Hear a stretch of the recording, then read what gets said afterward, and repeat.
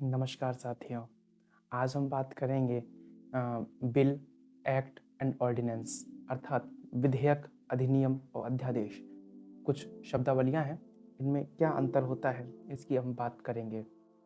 देखिए, सामान्यतः छात्रों को थोड़ा कन्फ्यूजन रहता है इन शब्दावलियों में कि विधेयक, कहीं विधेयक लिखा है, कहीं अधिनियम लिख दिया है, कहीं अध्यादेश लिख दिया है। जब हम लोग चैप्टर्स पढ़ रहे होते हैं तो इनमें बेसिक डिफरेंस क्या होता है इसके बारे में थोड़ा सा डिस्कस कर लेते हैं। देखिए, विधेयक जिसे हम लोग कहते हैं बिल, अधिनियम जिसे हम लोग कहते हैं एक्ट और लॉ भी कह देते हैं इसको हम लोग, और अध्यादेश जिसे हम कहते हैं ऑर्डिनेंस। देखिए, विधेयक जो होता है, बिल जो होता है, कोई भी कानून जब बनाना हो तो उसका प्रथम चरण है बिल, विधेयक। देखिए, अब कानून को थोड़ा सा संबंधित हम लोग कर लेते हैं जो आर्टिकल्स लिखे हैं, अनुच्छेद लिखे हैं संविधान में, उससे क्या होता है कि पर्याप्त विषयों पे, पर्याप्त टॉपिक्स पे हमारे संविधान में विषय, कानून, आपके अनुच्छेद लिखे हुए हैं। देखिए, उसे भागों में डिवाइड कर दिया गया है। पार्ट डिवाइड, पार्ट 3 जो है वो मूल अधिकारों के लिए समर्पित है, फंडामेंटल राइट्स के लिए, जहाँ पे आर्टिकल 12 से लेकर 35 तक की बात करी गई है। आर्टिकल 36 से 51 तक की बात कहाँ करी गई है? वो करी गई है भाग 4 में। ऐसी भाग 4A में बात करी गई है आपकी फंडामेंटल ड्यूटीज़ की। 11 फंडामेंटल ड्यूटीज़ हैं। लेकिन सरकार को जो लेजिस्लेचर सरकार के अंतर्गत होता है, जिसे हम लोग कहते हैं आपकी व्यवस्था, विधायिका, लेजिस्लेचर जिसे कहते हैं, तो उसको कुछ कानून बनाने पड़ते हैं उनसे इतर भी, कि उनसे केवल काम नहीं चलता, कानून हमें बीच बीच में लाने पड़ते हैं। और कानून क्या होते हैं, जिन्हें हम लोग अधिनियम भी कहते हैं, वो कानून होते हैं। एक बार कानून बन जाता है तो फिर उसको फॉलो करवाने का काम कार्यपालिका का होता है, एग्जीक्यूटिव का होता है। ये लास्ट क्लासेस में हमने बता दिया था। तो आप देखेंगे कि विधेयक, तो इससे पहले हम बात करते हैं, तो इस कानून को बनाने के लिए, इस अधिनियम को बनाने के लिए पहले एक प्रस्ताव लाना पड़ता है। एक प्रस्ताव नहीं, प्रपोजल लेके आए। जैसे कोई भी मैटर, हम लोग कोई बिजनेस डील करते हैं या फिर कोई भी चीज़ है, तो उसका एक प्रपोजल लाया जाता है पहले, है ना? एक ब्लूप्रिंट, एक प्रपोजल लाया जाता है जिस पे प्रॉपर एक डिस्कशन होता है कि भाई ये प्रपोजल हमारे लिए कितना फ्रूटफुल होगा, क्या कमियां हैं, क्या अच्छाइयाँ हैं, क्या इसमें एड ऑन्स हो सकते हैं, क्या चीज़ें हटाई जा सकती हैं, ये कितने समाज को, कितने लोगों को ये संतुष्ट कर रहा है, सेटिस्फाई कर रहा है। इन सब पे, प्रपोजल पे का तो डिस्कशन होता है। जब ये प्रपोजल पास हो जाता है एक बहुमत से, भाई कोई भी चीज़ होती है एक बहुमत से तो पास होती है, 50% प्लस 1 कोई बहुमत मान लीजिए। मतलब क्या होता है ये? एक सामान्य बहुमत है, एक विशेष बहुमत है ना? तो उससे जब पास हो जाता है ये प्रपोजल, तो ये क्या बन जाता है? कानून बन जाता है, अधिनियम बन जाता है। ठीक है, देखिए, विधेयक को हमने समझा दिया यहाँ पे। बिल फर्स्ट स्टेप है कानून बनाने के लिए। पहले एक प्रपोजल आप लेके आइए। राष्ट्र हित में जब ऐसा होता है, कोई भाई राष्ट्र हित में किन्हीं सामाजिक, आर्थिक, राजनीतिक आदि उद्देश्यों की पूर्ति के लिए जब सदन में, सदन मतलब समझते हैं क्या होता है? लोकसभा हो या राज्यसभा हो, जनरली लोकसभा होती है। जनरली कानून जहाँ बनेंगे, कहाँ बनेंगे? लोकसभा में बनेंगे, क्योंकि वहाँ हमारे प्रत्यक्ष प्रतिनिधि बैठे हुए हैं। प्रत्यक्ष निर्वाचन के बाद जो प्रतिनिधि हमने भेजे, हमारे प्रतिनिधि भेजे, जिन्हें सांसद कहते हैं, बैठे हुए हैं। इसलिए सदन का मतलब हुआ लोकसभा में कानून बनाने के लिए जो प्रस्ताव लाया जाता है, और जिस पर प्रस्ताव पे क्या होती है? वोटिंग होती है। ठीक है, वोटिंग 2 तरीके से हो सकती है, सामान्य बहुमत, मतलब सदन में उपस्थित तथा वोट करने वाले लोग जो हैं वो 50% प्लस 1 अगर वोट पड़ गया उस प्रस्ताव पे, तो वो कानून का रूप ले लेगा विधेयक। वो बिल क्या बन जाएगा? एक्ट बन जाएगा। और विशेष बहुमत क्या होते हैं? ये हमारे संविधान में उल्लेखित है कि कुछ ऐसी चीजें होती हैं जिन्हें विशेष बहुमत से ही पारित किया जा सकता है। विशेष बहुमत होता है कि सदन में उपस्थित तथा मतदान करने वालों का 2/3 प्लस 50 प्लस सामान्य बहुमत 50% प्लस 1। इसकी हम बातें आपसे बाद में करेंगे। अभी बस इतना समझिए कि सामान्य बहुमत से या विशेष बहुमत से, ये वोटिंग के प्रकार हैं। तो अगर वो प्रस्ताव पास हो गया, वो विधेयक पास हो गया सदन में, तो वो क्या बन जाता है? वो क्या बन जाता है? बिल, एक्ट बन जाता है। और केवल सदन का मतलब यहाँ ये नहीं है सदन में केवल लोकसभा हो गया।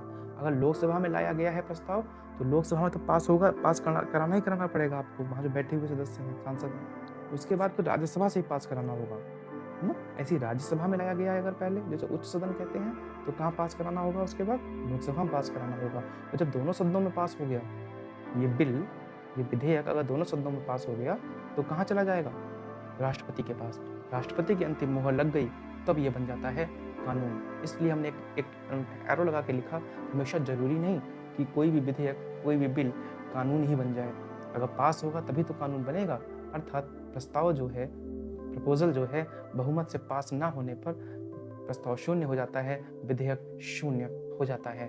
इसी के रिस्पेक्ट में उसका अगला स्टेप जो है, अगर प्रपोजल पास हो गया, मतलब विधेयक या बिल पास हो गया, तो वो बन जाता है अधिनियम, जिसे हम कहते हैं कानून भी कहते हैं, एक्ट भी कहते हैं, लॉ भी कहते हैं। तो यदि यही विधेयक जो भी ऊपर लाए थे जब सदन में, मतलब लोकसभा में, राज्यसभा में लाया कहीं गया हो, दूसरे सदन से जरूर पास कराना पड़ेगा आपको, दोनों सदनों से प्लस राष्ट्रपति के साइन के बाद हो जाता है। तो यह जो एक्ट था, ये जो बिल था, ये जो विधेयक था, वो किसका रूप ले लेगा?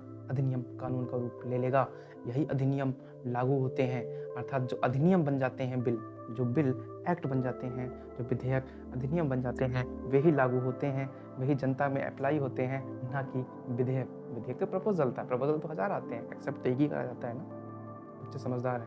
खैर, थर्ड नंबर पे हम बात कर रहे थे अध्यादेश की।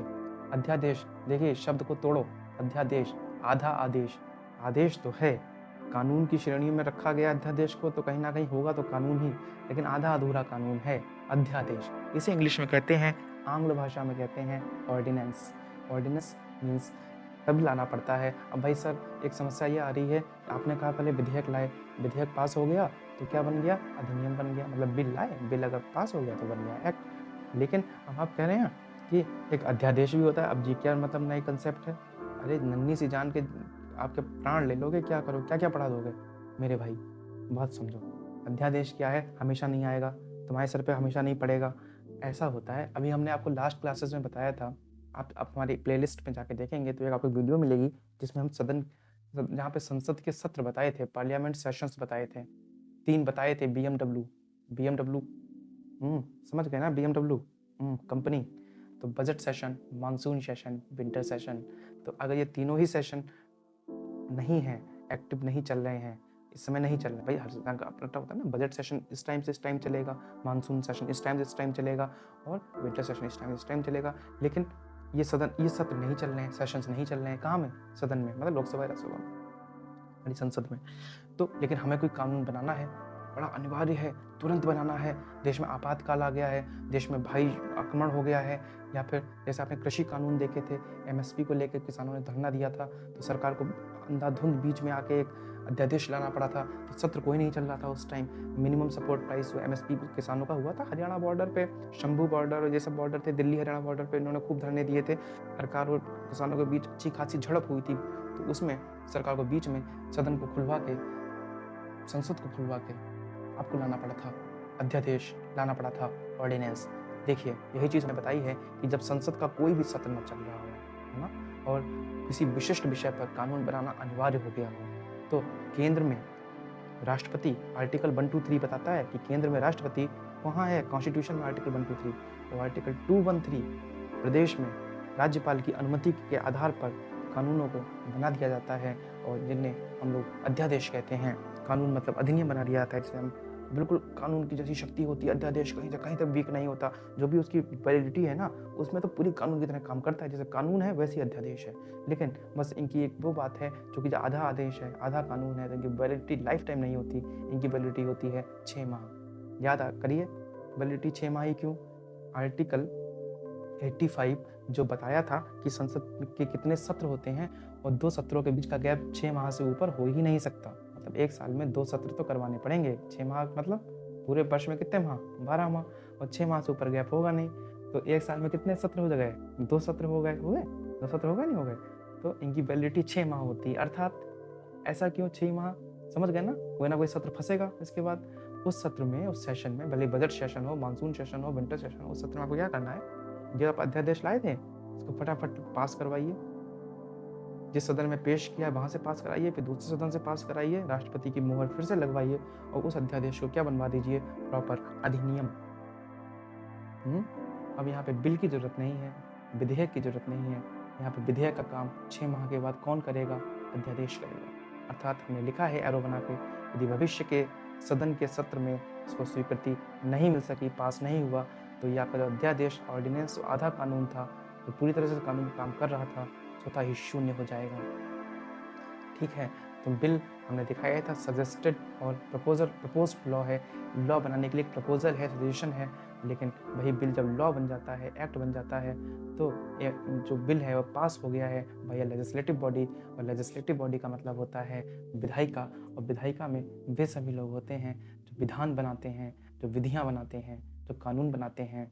वो हमारे प्रत्यक्ष चुनाव के माध्यम से गए हों या फिर अप्रत्यक्ष चुनाव से गए हों, फिर चाहे वो MLA हों, MLC हों, या केंद्र में सांसद हों, लोकसभा में भी हों, राज्यसभा में हों, वे सब मिल के बिल को लॉ का रूप दे देते हैं। अगर वो बिल पास हो जाता है लेजिस्लेटिव बॉडी से, और पास करने का मतलब सामान्य बहुमत या फिर विशेष बहुमत से होता है, जिसे हम लोग कहते हैं वोटिंग।